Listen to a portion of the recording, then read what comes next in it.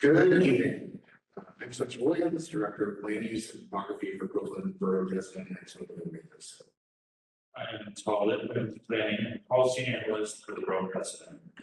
This uniform land use review procedure public hearing is being conducted from the Brooklyn Borough Hall courtroom on Wednesday, July 8th, 2026. Please note that this hearing is being streamed via WebEx and recorded. Law. The video will later be posted on the Brooklyn Borough Presidents YouTube channel. We have 3 items on the agenda this evening. Following each applicant's presentation and any questions from the chair, members of the public will be invited to testify on the applications. As a reminder, all comments are limited to 2 minutes. We will accept testimony this evening, both in person and virtually through WebEx. Members of the public who wish to testify in person should sign up on the sign-in sheets at the front of the room, and those who wish to comment via WebEx should use the raise hand function on WebEx and keep their hands raised until they have delivered their testimony. For those of you who may have dialed in on the phone, you can press *3 to raise your hand via WebEx. Members of the public may also submit comments in writing to testimony@brooklynbp.nyc.gov for the Borough President's consideration until Friday, July 10th, 2026. Please call the first item. Calendar item number 1, 289 Kent Avenue rezoning, a zoning map amendment from the M31 to M13A R7X M12A districts. Zoning text amendment to Appendix F to facilitate a new 18-story mixed-use building, including 30,000 square feet of ground floor commercial space, is being sought by Webb Holdings LLC at 289 Kent Avenue in Williamsburg, Community District 1, Brooklyn. Please state your name and present this application. Thank you. Good evening. My name is Jeremy Kozin from the law firm Fried, Frank, Harris, Schreiber, Jacobson, LLP on behalf of the applicant Webb Holdings. As you can see on the first slide, the architect FX Collaborative and the environmental consultant is AKRF, and we are here on behalf of the applicant Webb Holdings. So just to orient those who are in the audience and on the WebEx, the site is the rezoning occupies a full block between, or the majority of a full block between South 1st and South 2nd Street in Williamsburg. It is bounded on to the west by Kent Avenue and to the east by Wythe Avenue, and it has fairly, I would say, fairly good transit options. The ferry is located nearby, the JMZ station is located nearby, while not within the quarter-mile radius, and there are ample open spaces. This slide, just to orient everyone and kind of walk around the property. To the west of in the photo on the top left-hand corner, you can see the Domino large-scale general development on the right-hand side, which is along the waterfront, and buildings to the east and north on some of the other photos. The building that exists on the development site, 289 Kent, is a predominantly one-story warehouse building that in the past was also used as the Vice Media headquarters. So it's gone from warehouse to commercial office back to warehouse. And we're here today for 2 land use actions. The first action is a zoning map change from M31 to M13A R7X, and that is that zoning map change would cover lots 1, 15, and 41, and the development site is lots 1 and 41. Zoning map change from M31 to M12A, that is a zoning map change for other lots on the block to remove the vestigial M31 heavy manufacturing district and instead have this area or the remainder of this block zoned M12A, which is more in context with the surrounding neighborhood. Additionally, the portion that will, upon approval, allow for residential use will also have a be mapped as an MIH area. As you can see here on the map, there are two areas that are that are outlined in red. The pink and purple are the two development sites that will be rezoned to residential use, and the area to the south, on the southeastern portion of the block, is the portion that will be rezoned to M12A. The light pink or salmon color is the development site.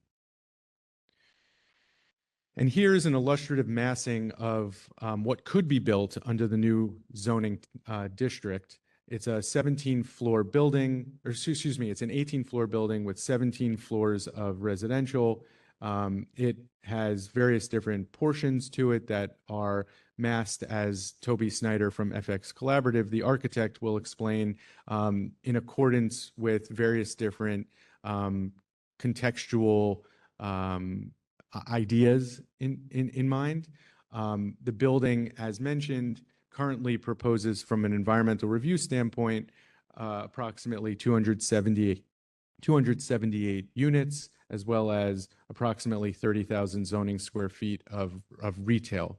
That in totality would result in a building of approximately 272,000 zoning square feet. And I will turn it over to Toby to go over some of the site planning and renderings.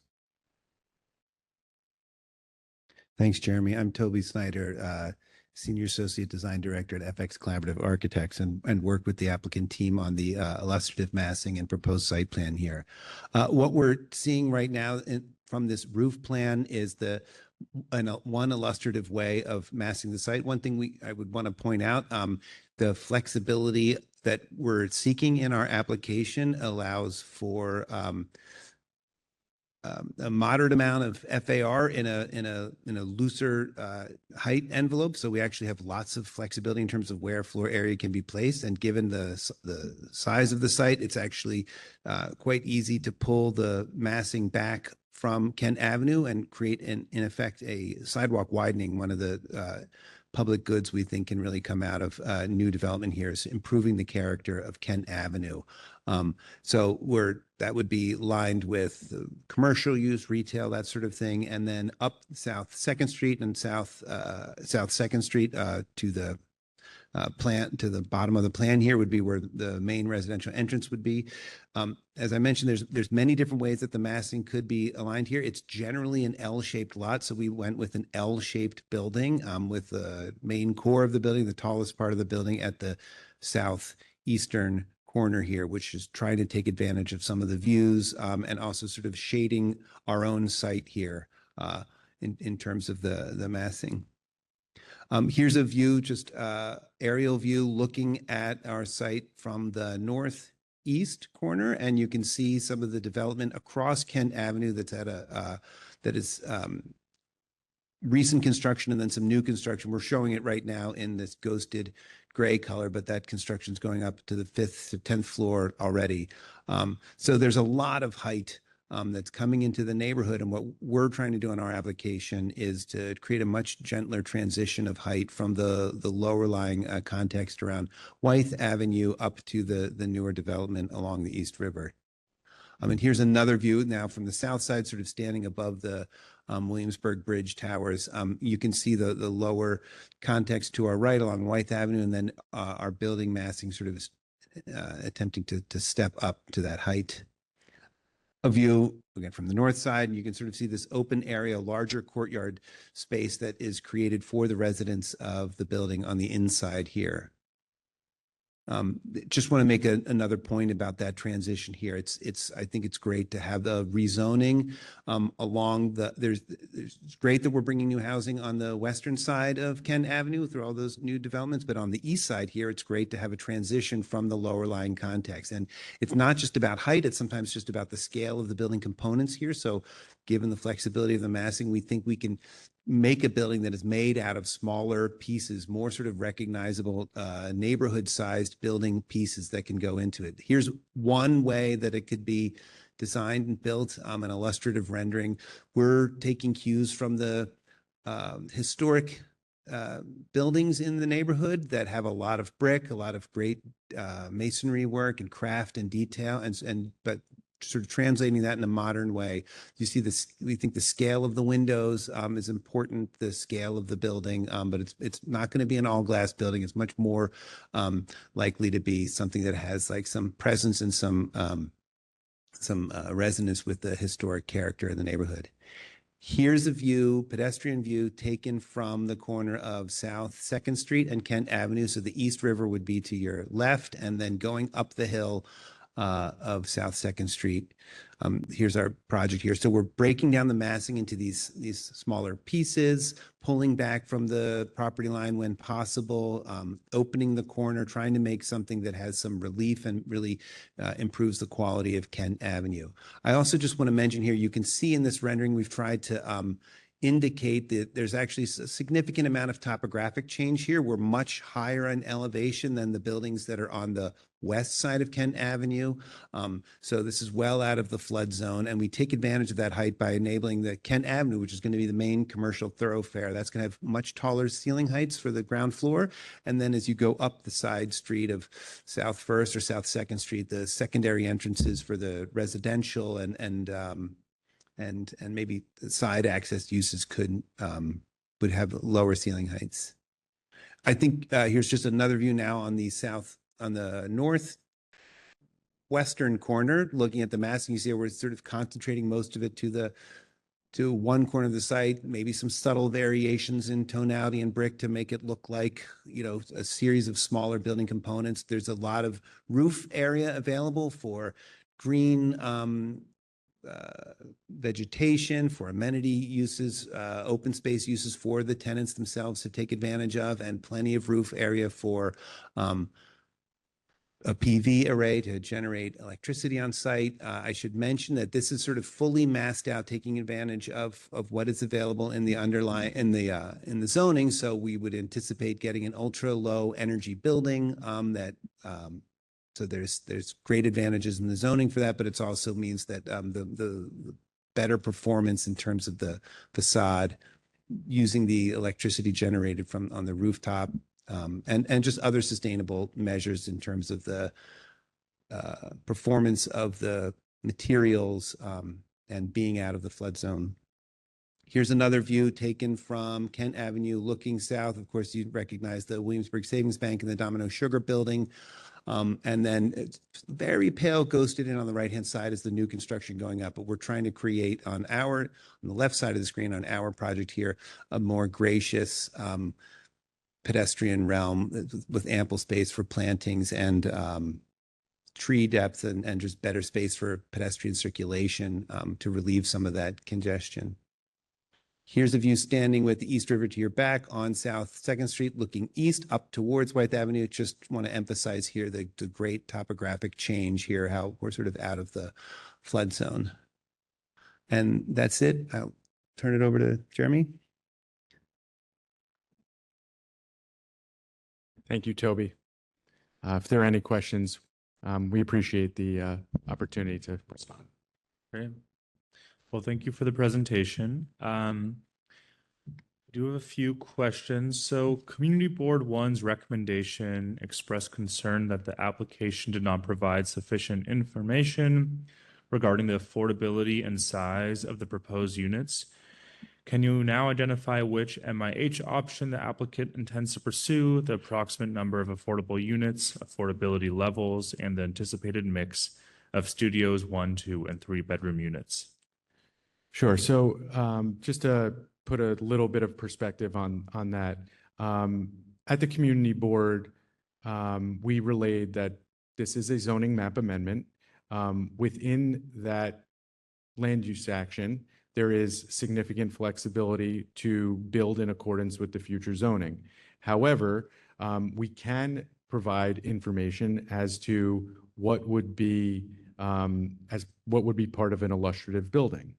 And in terms of the illustrative building, we've provided information in the racial equity report that we believe is a fair and reasonable assessment of the number of units, the number of affordable units, the AMI bands, and also the unit type. This information was provided to the community board. The community board had this, and we can certainly point that out to the community board if need be. But in terms of unit count, we estimate based on the environmental review analysis, about approximately 278 units, 70 of which using option 1, MIH option 1, would be affordable. 10% at a very low income, 40% AMI, 5% at 60% AMI, and 10% at 80% AMI. The unit type breakdown, I will just say, after discussions with Webb Holdings, the applicant, this unit type is reflective of what a reasonable developer in this circumstance would, how they would divide up the units. We have heard from the community board, we have heard from a council member and others a desire to have larger units. So I will just say that from the applicant's perspective, the number of studios in 1 bedrooms is only likely to go down from the numbers that were expressed in the racial equity report, and the 2s and 3s likely to go up. So, and that is responsive to both the community board's comment as well as information that we've gleaned from the council member as well. Great, thank you. Community Board 1 also noted in their recommendation that no developer had been identified. Can you clarify who would be developing the project, if financing has been secured, and what gives the applicant confidence that the project would move forward if the rezoning is approved? So there were a couple questions there. The first one is, who is going to be the developer? Webb Holdings is the developer. They are the owner of the property. They fully intend to develop this project. And I think at the community board, the miscommunication there was related to the fact that, at this moment in time, we don't know, the applicant does not know if they're going to bring on a JV partner or an equity partner or someone who will be in charge of construction and work with them. But we've committed to the council member and we've stated to the community board that Webb Holdings and its principals or some affiliate of Webb Holdings will be the developer of this property. In terms of financing, there is an existing loan on the property. That is not a pre-development loan. That is a loan that is tied to the former use of the property. I imagine new financing or a refinancing will occur, as is typical with developments of this, size and nature. Was that responsive to all the questions, I think? Yeah, I Okay. think so. Anything else? Yeah, a couple more. Is the applicant proposing any contributions to nearby public open spaces or other neighborhood amenities? So the applicant has had discussions with the community board, particularly the land use committee, and also the council member about public open space and other types of contributions to the community. We are open to any thoughts that the borough president might have in terms of open spaces that might need a little more love. But I can say that we are open and encourage any individual to propose how this application and this applicant might help contribute. We have not identified a specific location or a specific open space, but we've been openly communicating with the council member about what the council member would like to see in terms of contributions to amenities or open spaces. Great, thank you. And has the applicant coordinated with the Department of Transportation regarding the proposed DOT Kent Avenue renovations? If so, how would the project's builder's pavement plan be coordinated with DOT's construction schedule? So again, we've not to belabor this, but we have had a discussion with the council member about this particular point. And I will say, if I understand the question correctly, the DOT plans for Kent Avenue are with regards to the western side of the street. The green bike lane that you can see in the image on the screen is a is a bike lane that does not have it is not separate from the street. I believe it just has cones or stanchions or something or jersey barriers or something that is not sufficient in the community's mind, or frankly, in most people's mind, in terms of protecting bikers and those who will be walking along the western side of Kent Avenue. On the eastern side of Kent Avenue, for our block, we are proposing a 10-foot sidewalk widening, which will increase the pedestrian circulation space, which is much needed and something the community board and others have expressed positivity over. In terms of coordination with DOT, we are not at that point yet, but we are more than happy to coordinate with them. The BPP process obviously will include their input, and to the extent that what we show on the screen is not to their liking, we are more than happy to discuss with them how they would like to see the eastern side of the street built out to match, I guess, what their plans are for the western side of the street. Great, thank you. And then the proposed MX district is intended to support light manufacturing alongside new housing. What types of industrial or makerspace tenants does the applicant expect to occupy the non-residential bottom floor? And how will the applicant ensure those spaces are designed for industrial uses? Sure. So the history of, so this site has been zoned M31 since 1961.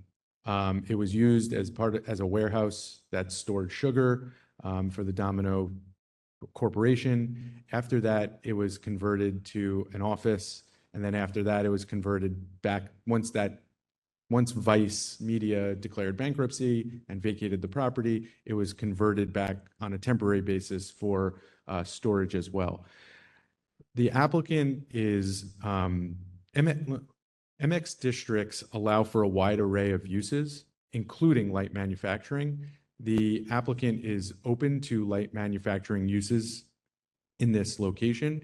It intends to seek out light manufacturing tenants as well as other non-residential tenants for the ground floor.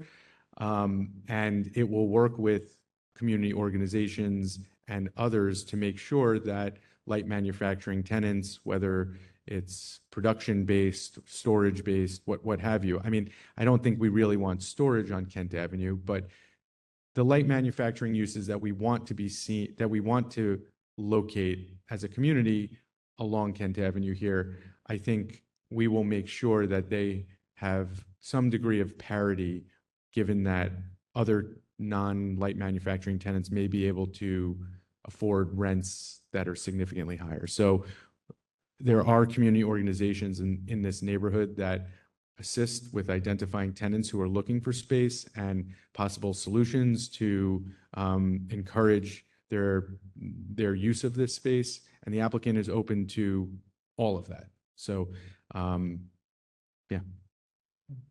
And I have one additional question, Sure. which is, could you speak to the project area a little bit? There is a site just north of yours that will continue to be M31 that's not included in the rezoning area. Can you talk about that adjacency for your client and applicant? Are you referring, let's just see.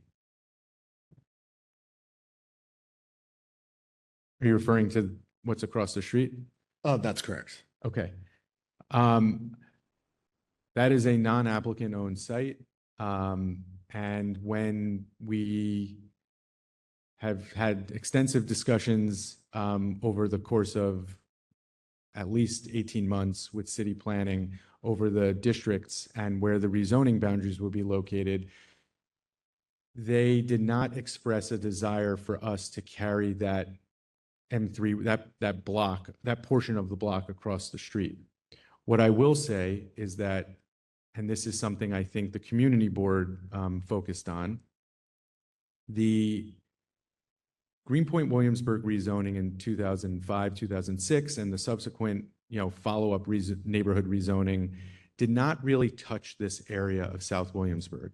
And because of that, private applicants have been forced to take on rezonings to I guess, match the zoning with the uses that tenants and others were looking to make with the, of the property. So, for example, the block to the south, M15, that was a private rezoning. There are other MX districts that have been proposed and ultimately mapped for 230 Kent, for example, to, to address, places and blocks that were vestigial zoning, heavy manufacturing zoning, even though those uses were not being made at the time on those blocks.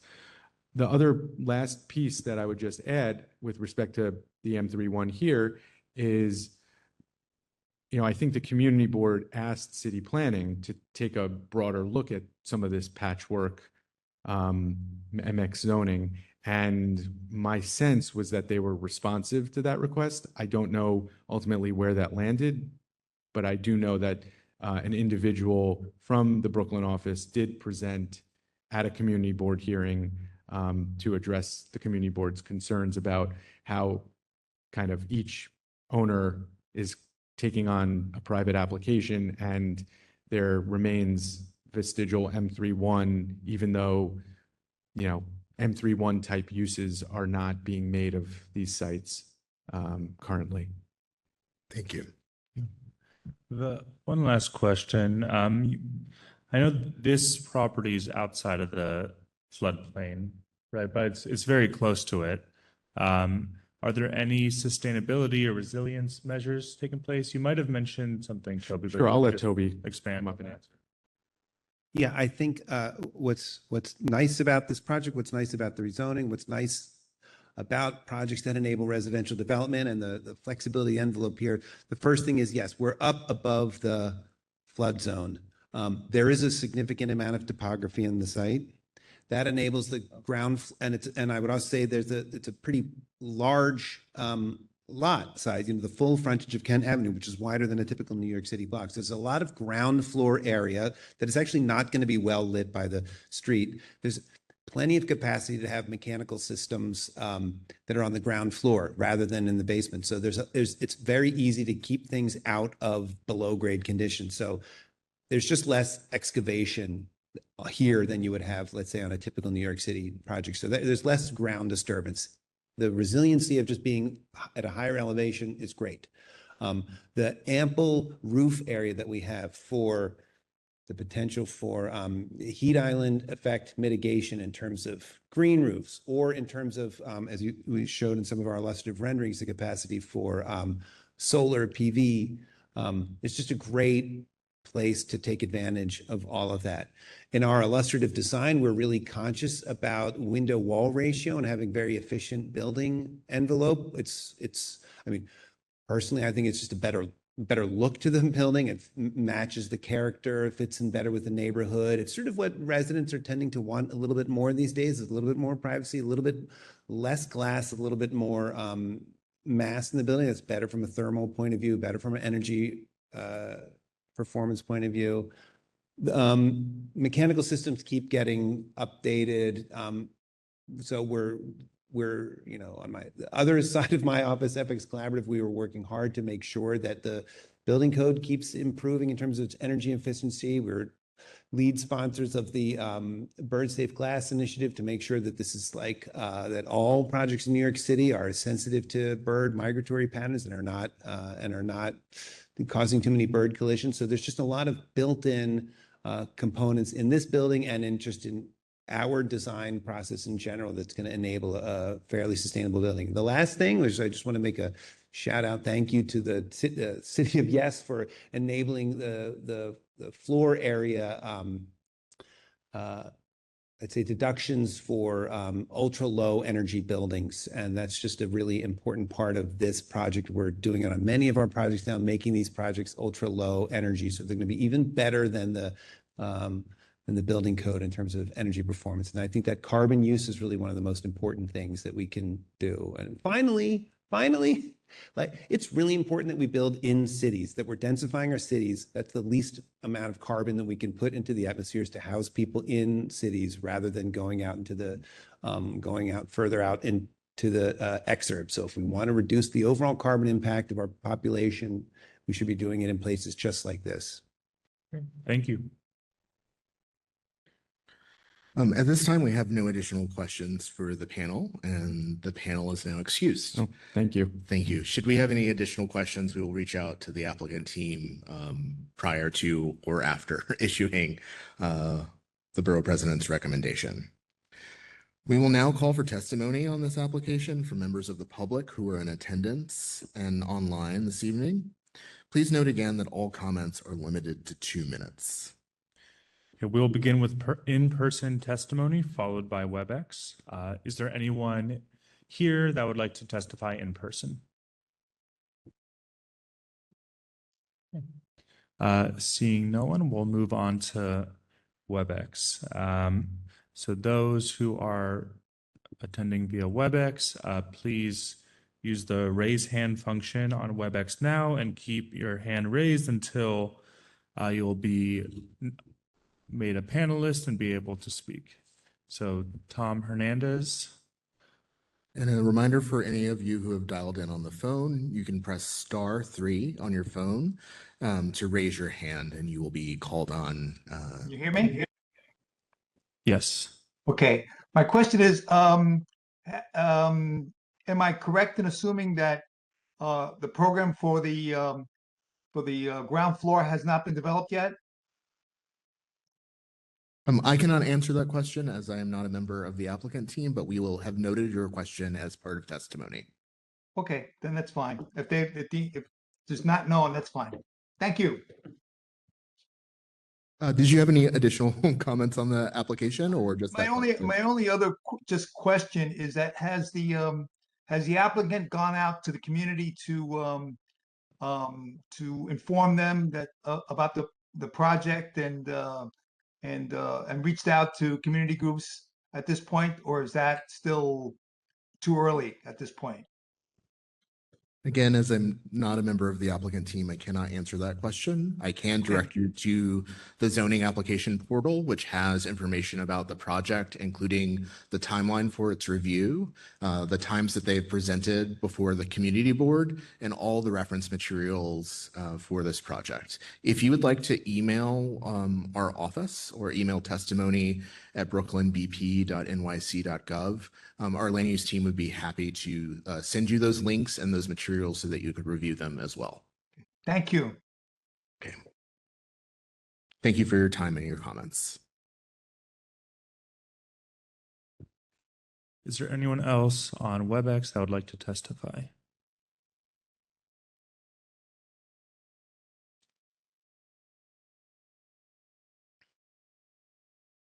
Okay, hearing no additional comments, this item is now closed. Please call the second item. Calendar item number 2, Con Edison Permanent Easement Gateway Microtunnel. An application by the Department of Citywide Administrative Services, DCAS, for disposition approval of a permanent subsurface easement to allow construction of microtunnel and feeders by Consolidated Edison at 209 York Street, Block 56, part of Lot 7 in Community District 2, Brooklyn. Please state your name and present this application.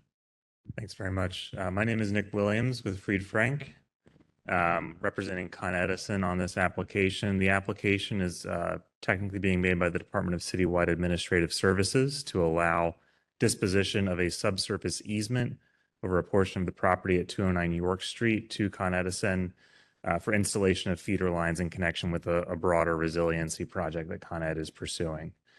So Brian Brush from Con Edison is here to talk about some of the specifics of the project and the technology that will be used. But the scope of what's being requested here is only the easement disposition on the York Street property. This slide shows the location of the site in the Vinegar Hill area of Brooklyn, west of the Brooklyn Navy Yard, north of the Farragut Houses NYCHA complex. It's a site owned by the Department of Education. It's occupied by an elementary school. This again shows the geographic area and the land uses. There are residential uses to the south and scattered in the neighborhood to the north, more industrial uses to the east and to the north, moving towards the waterfront, including several properties owned by Con Edison along the waterfront, one of which is occupied by an existing substation, the other being improved with the Brooklyn Clean Energy Hub project, to which this infrastructure will connect. The proposed easement would be beneath a triangular portion of the property at the intersection of Hudson and York Avenues. The proposed feeder line is running beneath Hudson Avenue at a depth of approximately 50 feet. However, due to the configuration of Hudson Avenue in this location, it's not possible to make the turn. And so the easement is being requested to allow the feeder to run in roughly a straight line beneath the school property.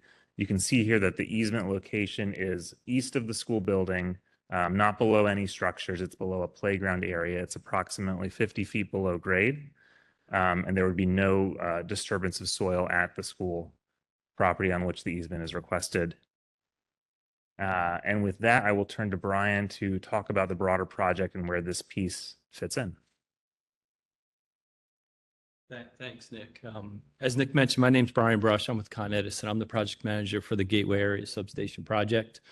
I just thought it'd be important to give a quick overview of the purpose and intent of the project. The project really being advanced as a reliability project to improve the reliability to Central Brooklyn area. The project, once complete, is going to take or convey energy from the Brooklyn Clean Energy Hub. It can convey it roughly 9 miles through 4 transmission feeders to the Canarsie area of Brooklyn to a new substation being built known as the Gateway Area Substation. The project, the Gateway Area Substation will be a LEED certified substation equipped with a green roof, higher rated insulation, more environmentally friendly windows, as you see here. Once the project's done in its entirety, inclusive of the Brooklyn Clean Energy Hub, it'll allow for the interconnection of up to 6,000 megawatts of renewable or offshore wind. It will act as an entry point to allow or accept that renewable energy. What we're here today to specifically talk about is one portion. It's a real challenge to get some of these feeders out of the Vinegar Hill section of Brooklyn. And one of the routes will be what we're terming a microtunnel. It's really going to be a tunnel that's advanced from the Brooklyn Clean Energy Hub that you see at the top of the screen in the graphic in the yellow. There'll be a tunnel shaft advanced there, roughly 40 feet in diameter, about 80 feet in depth. Similar on the NYCHA property, which you see on the bottom screen highlighted in yellow, there'll be another shaft excavated on the NYCHA property. Currently working with NYCHA to ensure the proper approvals are acquired. Once these 2 shafts are excavated, both of them again 40 feet in diameter, about 80 feet in depth, we'll use a micro tunneling machine, which you see in this picture here. The microtunnel, I don't want to be misleading, is roughly 90 inches in diameter. It's a tunnel that using this machine, we will enter on the Con Edison property.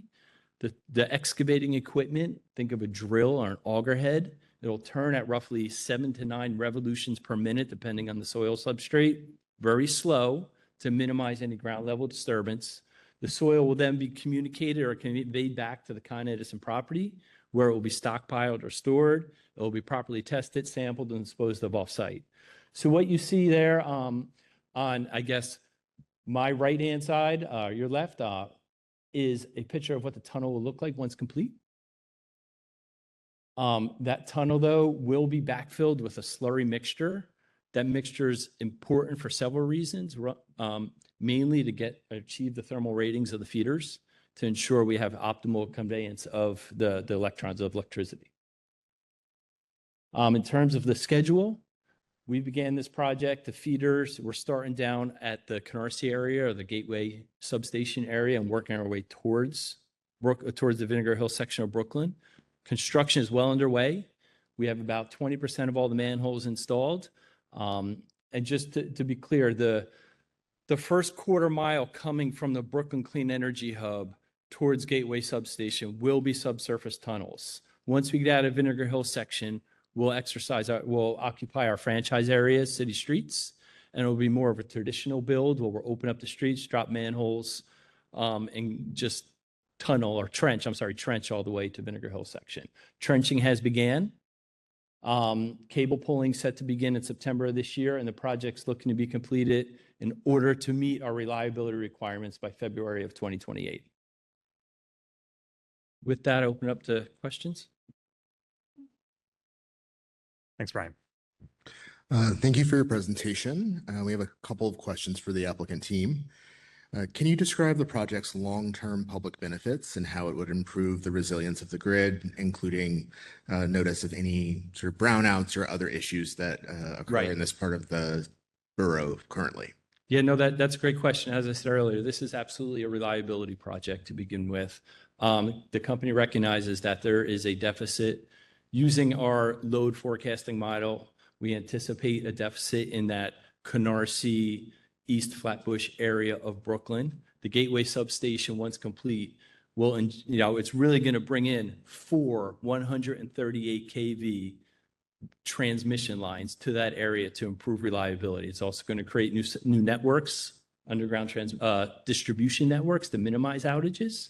So overall, will be a reliability improvement to all of Brooklyn, focusing on that central Brooklyn area. Thank you for that. You mentioned a bit earlier that there will be a number of renewables that will be capable of moving through this energy hub. Can you just briefly restate what renewables are planned for the future and sort of what the timeline is for that delivery? Sure. So first, Con Edison is not a power generator. By statute, they're not able to generate power. So the Energy Hub is a substation that's designed to accommodate new energy connections coming from projects such as offshore wind, hydropower. There are no currently planned connections, but it's an important part of the resiliency of the system to have this infrastructure in place and ready to receive those projects when they move forward. Wonderful. Thank you. Are there any additional questions from the panel?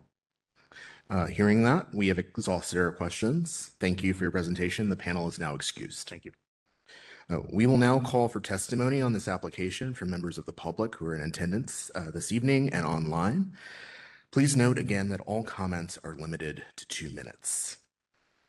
Again, we'll begin with in-person testimony. Is there anyone here that would like to provide testimony on this item? Seeing no one, we'll move on to WebEx. Please raise your hand on WebEx by using the raise hand function or *3 if you're on the phone. Tom Hernandez.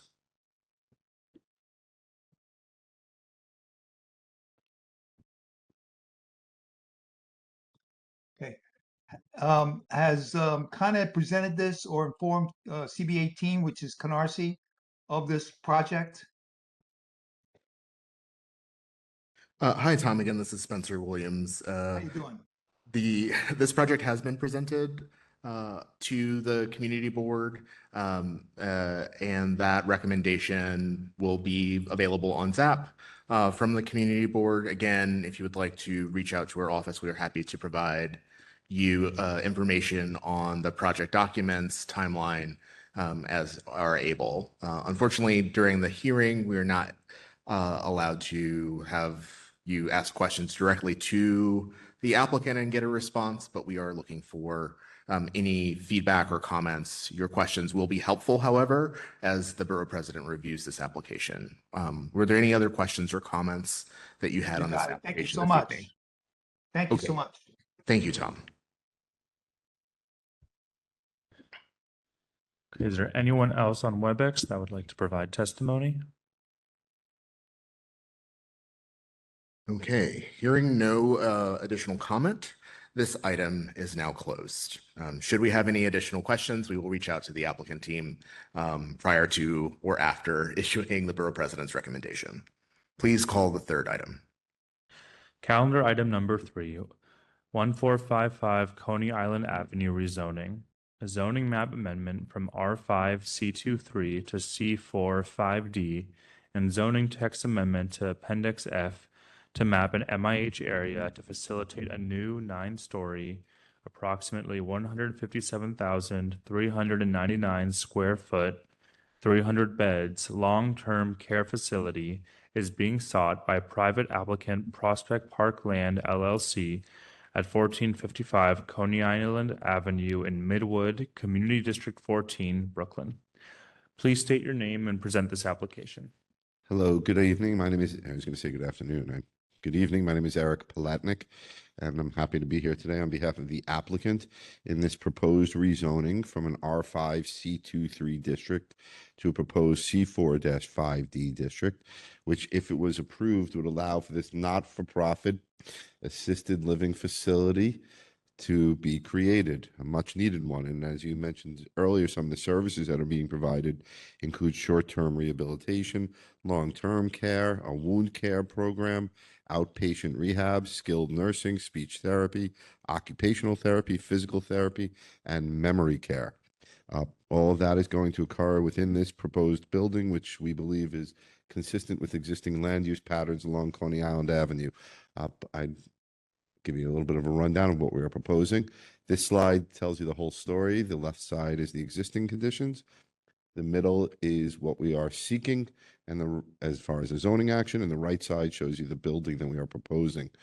You could see there that, as I said a moment ago, in the middle, it's proposed to become an R5. It is an R5 C2-3, proposed, if it's passed, to become a C4-5D rezoning. It would facilitate the proposed 95-foot tall long-term care facility, which would have 157,000 square feet of floor area, which equates to 5.56 FAR.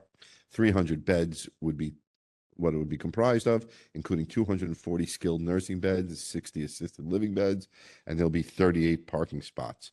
The proposed rezoning is a logical extension of the R7A rezoning that runs along Avenue K to the north of the property. The premises is situated between Avenue K and Avenue L, as you can see on the map here, with the left side, or I guess that would really be the west side of Coney Island Avenue, is zoned partially C8, partially R5, and is within the Ocean Parkway subdistrict. The right side of Ocean Parkway is partially C8, partially R5 as well.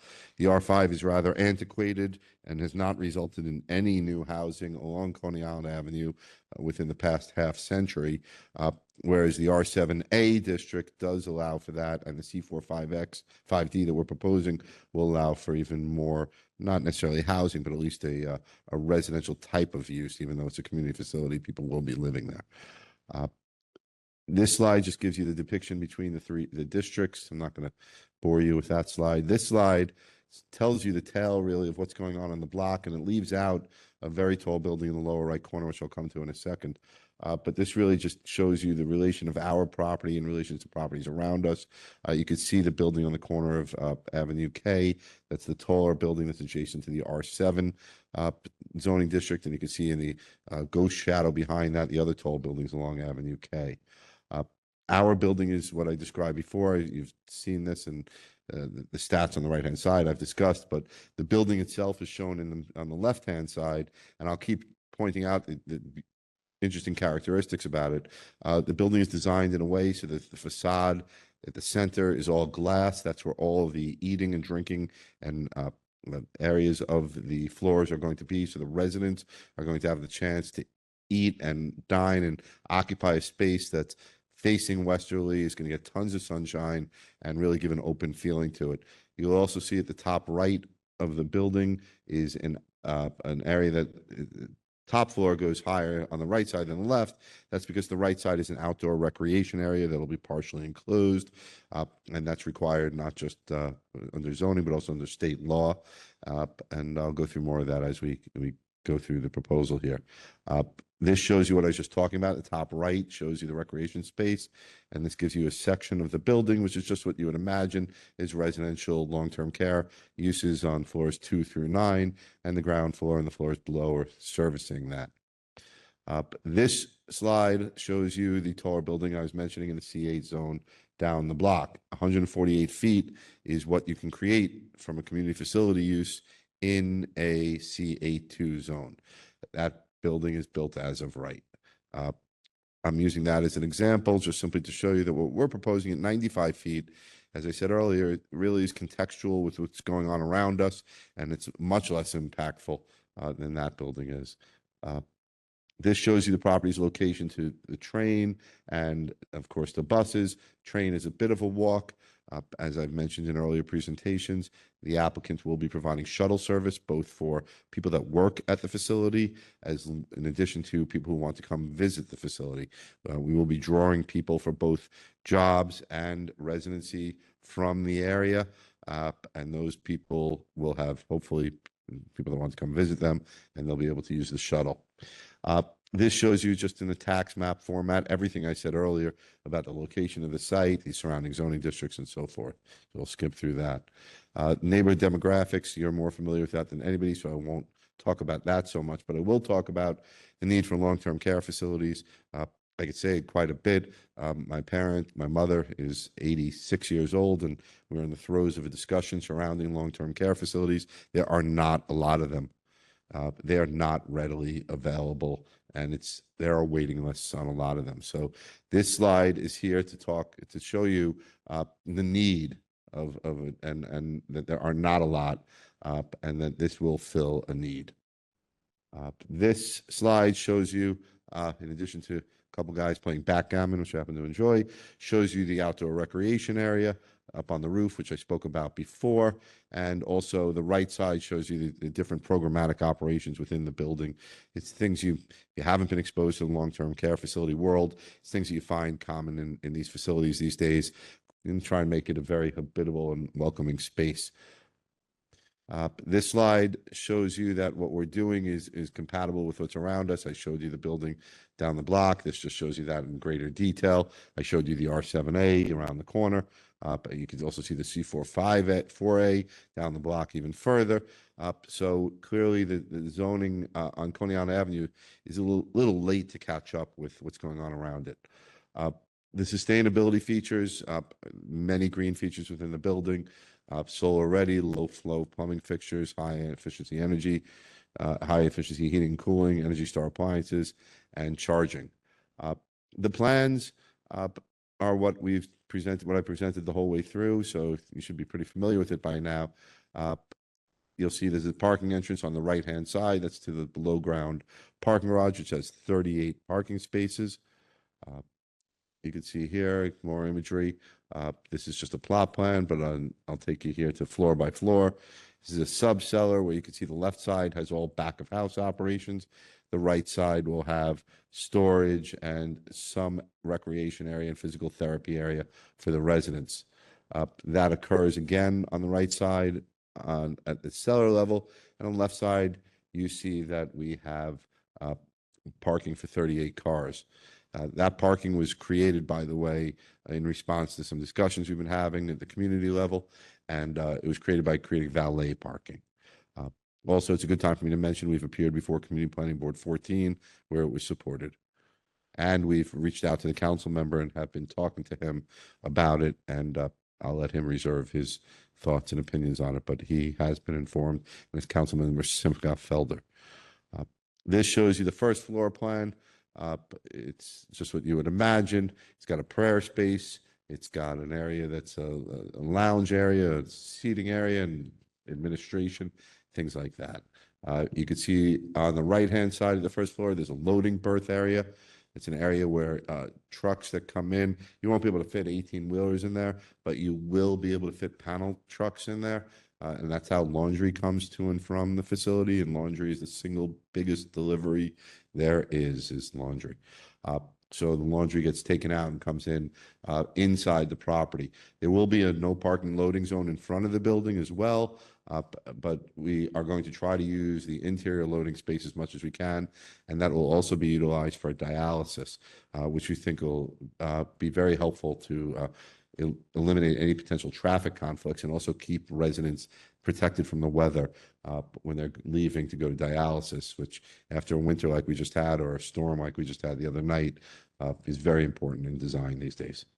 So this plan shows you the second floor. The green area in the back shows you the setback. It's 30 feet from the rear property line. And the blue area in the middle is the dining area I mentioned with all the glass. And then you have the nurse's station in the middle. And then you've got everybody's rooms to the left and right. And that's the same thing all the way up until you get to the roof. And that concludes our presentation. If you have any questions, I'd be happy to answer them for you. And thank you very much for giving us the time. Yeah, thank you for your presentation. We do have a few questions. Can you outline what changes were made to the building's floor plan or programming to accommodate the proposed 38 additional valeted parking spaces? Yeah, those spaces were originally self-park, so we turned them into valet. Okay, and the project area is directly across from the Coney Island Avenue and the Ocean Parkway Special District. If this proposal were located on the west side of Coney Island Avenue instead, would it comply with the special district's bulk regulations for community facilities? And if not, what aspects would be inconsistent? The floor area and the 30-foot front yard would not be compliant. It would require a 30-foot front yard. Yes. And what is the anticipated nurse to patient ratio in this proposed project? The way it was explained to me is 3.5 to 4 hours of nurses per patient per day. Thank you for that. Are there any additional questions from the panel? At this time, we have exhausted our questions. Thank you. The panel is now excused. Thank you for your time. We will now call for testimony on this application from members of the public who are in attendance and online this evening. Please note that all comments are limited to 2 minutes. We'll begin with in-person testimony, followed by WebEx. Is there anyone here in person that would like to provide testimony? Seeing no one, we'll move on to WebEx. So anyone on WebEx, use the raise hand function on WebEx or press *3 on your phone to become a panelist and provide testimony.